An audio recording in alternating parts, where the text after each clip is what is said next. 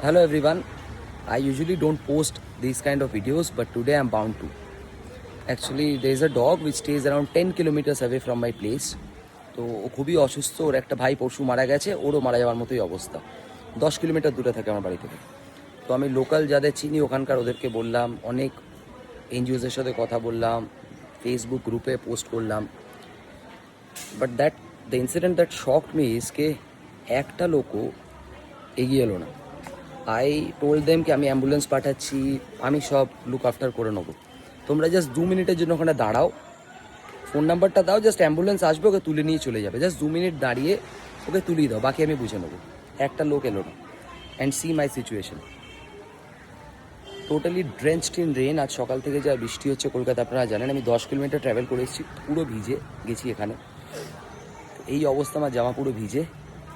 এই অবস্থায় আমি এলাম, এসে ডগটাকে পিক আপ করলাম, তাতে আমার কোনো প্রবলেম নেই, I am feeling very good. But the thing is, local লোক কেউ যদি 2 মিনিটের জন্য ওখানে দাঁড়িয়ে যেত, এত ফেসবুক গ্রুপে এত লোকাল লোক আছে, সবাই বলছে আমি ওখানে থাকি, 2 মিনিটের জন্য কেউ যদি দাঁড়িয়ে ওকে তুলিয়ে দিত, তাহলে আমাকে এতটা ভিজে আসতো না, ভিজে হতে আসতো না। এনিওয়ে, একটু মানবিক হন। Thank you.